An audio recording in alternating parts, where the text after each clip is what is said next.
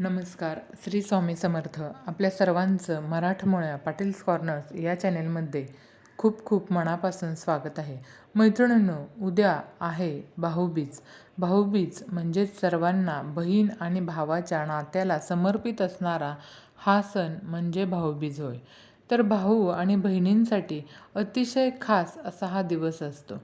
भावाने बहिणीबद्दल आणि बहिणीने भावाबद्दल आपलं प्रेम व्यक्त करण्याचा खास दिवस म्हणजे भाऊबीज आहे. तर यावर्षी भाऊबीज 15 नोव्हेंबरला म्हणजेच बुधवारी साजरी करण्यात येणार आहे. तर हा सण कार्तिक महिन्याच्या शुक्ल पक्षाच्या दुसऱ्या दिवशी आपण साजरा करतो बघा. तर या दिवसाला आपण यमद्वितीया असं देखील म्हणतात बघा. तर कार्तिक महिन्याच्या शुक्ल पक्षातील दुसरी तिथी मंगळवारी 14 नोव्हेंबरला दुपारी 2:36 सुरू होणार आणि ही तिथी दुसऱ्या दिवशी म्हणजेच 15 नोव्हेंबरला बुधवारी दुपारी 1:47 समाप्त होणार आहे. तर अशावेळी भाऊबीज ही तिथी उदय तिथीनुसार 15 नोव्हेंबरला साजरी करायची आहे.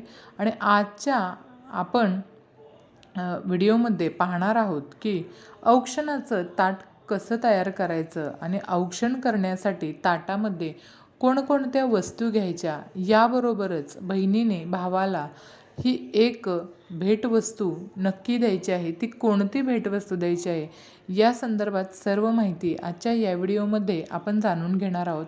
जाणून घेण्यापूर्वी चॅनलवरती जर तुम्ही नवीन असाल तर चॅनलला लाईक आणि सबस्क्राईब मैत्रिणींनो नक्की करा आणि तुमच्या मित्रमैत्रिणींनासुद्धा हा व्हिडिओ नक्की शेअर करा. चला तर मग आपण व्हिडिओला सुरुवात करूया. तर भाऊबीज 15 नोव्हेंबरला साजरी करायची आहे सर्वात प्रथम म्हणजे. त्याच्यानंतर आता आपण बघणार आहोत तर यमद्वितीया हे नाव या दिवशी का पडलं याविषयी माहिती बघणार आहोत. सर्वात अगोदर आपण भाऊबीज का साजरी केली जाते हे थोडक्यात पाहूया.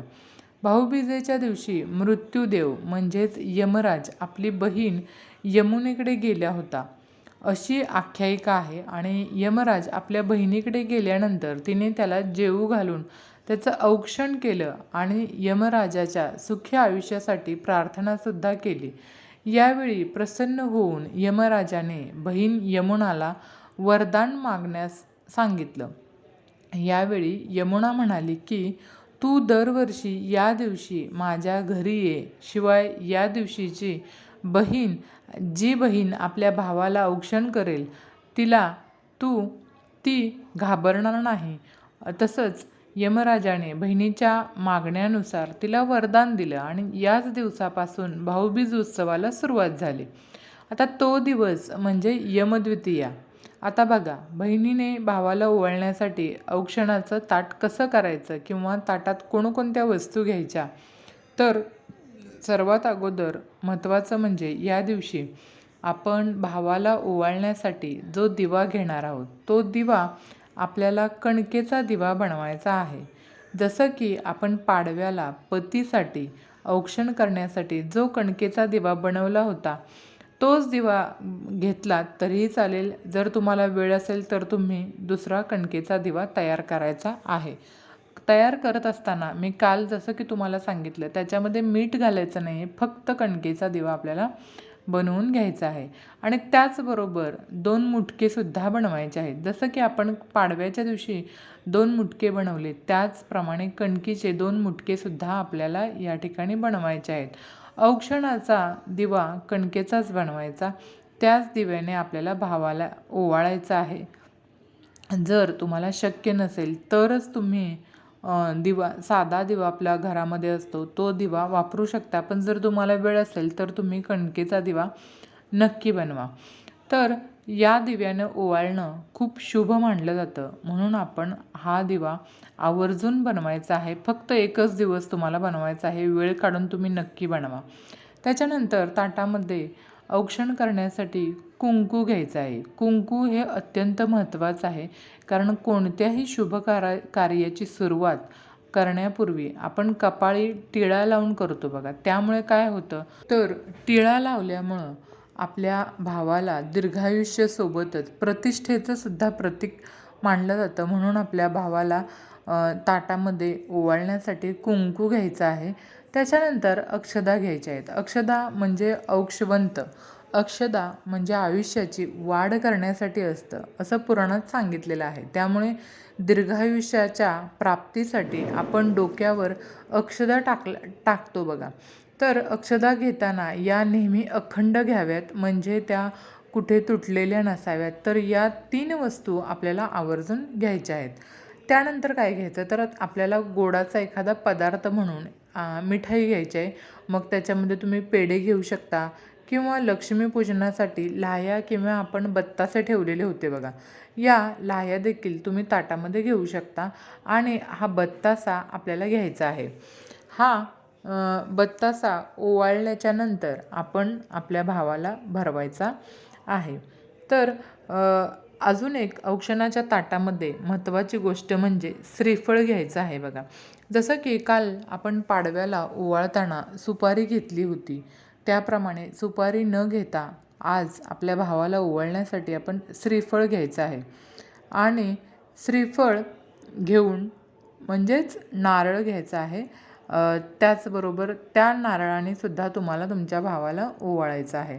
ते कसं ओवाळायचं ते मी पुढे तुम्हाला सांगणारच आहे. आता आपल्याला एक भेटवस्तू आपल्या भावाला द्यायची आहे. तर भावाला औक्षण कसं करायचं ते बघा. सर्वात अगोदर आपल्याला भावाला आपल्या पूर्व किंवा पश्चिम दिशेला तोंड करून बसवायचं. बसण्यासाठी पाट देऊ शकता किंवा खाली बसण्यासाठी काहीतरी अंथरू शकता. त्याच्यानंतर भावाच्या डोक्यावरती टोपी घालणं कंपल्सरी आहे, ऑप्शनल नाही, कंपल्सरी आहे. तुम्हाला भावाला आपल्या टोपी घालायला द्यायची आहे. त्याच्यानंतरच भावाचं औक्षण करायचं आहे. त्या पाटाच्या सभोवताली थोडीशी रांगोळीसुद्धा काढून घ्यायची आहे. त्याच्यानंतर तुम्हाला कुंकू पाण्यानं थोडंसं ओलं करून घ्यायचं आणि याचा टिळा भावाच्या आपल्या कपाळावरती लावायचा आहे. आणि टिळा लावल्यानंतर थोड्याशा अक्षदासुद्धा त्या टिळ्याला चिटकवायच्या आहेत. आणि डोक्यावर आपल्याला लाह्या किंवा अक्षदा टाकायच्या आहेत. आणि याच्यानंतर ताटामध्ये ठेवलेला आपल्याला 1 रुपयाचं नाणं, सुपारी आणि सोनं या गोष्टी आपण काय करायचं आहे, आपल्या भावाच्या डोक्यावरून 3 वेळा फिरवून घ्यायच्या आहेत. यानंतर जे हे काही आपण मिठाई ठेवली आहे, गोडाचा पदार्थ आहे जो, तो आपण आपल्या भावाला खायला द्यायचा आहे.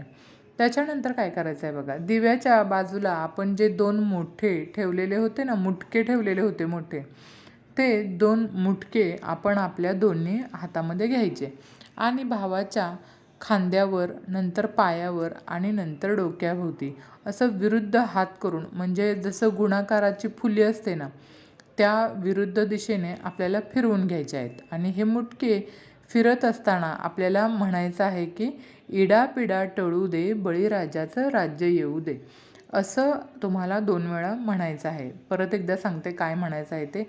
इडापिडा टळू दे आणि बळीराजाचं राज्य येऊ दे, असं आपल्याला 2 वेळा म्हणायचं आहे. आणि यानंतर हे मुटके पुन्हा आपण आपल्याला दिव्याच्या दोन्ही साईडला ठेवून द्यायचे आहेत. आणि दिव्याने आपल्याला सगळ्यात शेवटी भावाचं औक्षण करून घ्यायचं. या पद्धतीने आपल्याला आपल्या भावाचं औक्षण करायचं आहे. यानंतर भाऊ आपल्या बहिणीसाठी एक भेटवस्तू देत असतो. मग त्यामध्ये पैसे असू दे, साडी असू दे किंवा जी काही भाऊ आपल्याला भेटवस्तू देईल, ती भेटवस्तू आपण गोड मानून घ्यायची आहे. याबरोबरच आपल्या भावाला देखील आपण एखादी भेटवस्तू नक्की द्यायची आहे. आता ही भेटवस्तू म्हणजे काय द्यायचं बघा, तर ती म्हणजे श्रीफळ आणि एक लाल धागा, असं आपल्याला आपल्या भावाला गिफ्ट म्हणून द्यायचं आहे. बघा, याचं खूप महत्त्व आहे. या दिवशी भावाला नारळ देण्यामागं सुद्धा खूप मोठा अर्थ आहे किंवा खूप मोठं महत्त्व आहे. यासाठी ही एक भेटवस्तू आपल्याला या दिवशी आपल्या भावाला द्यायची आहे. ज्यांना भाऊ नाही त्यांनी काय करायचं बघा, ज्यांना भाऊ नाही त्यांनी या दिवशी चंद्राला ओवाळायचं आणि या आपल्या स्वामी समर्थ महाराजांना देखील या दिवशी ओवाळायचं आहे. बघा, ज्यांना भाऊ नाही आहे त्यांना भाऊ मानायचं आणि भाऊ म्हणून आपल्या स्वामींनाच आपण ओवाळायचं आहे. तर आपल्या स्वामी समर्थांना ओवाळून आपण भाऊबीज यमद्वितीया ही साजरी करायची आहे.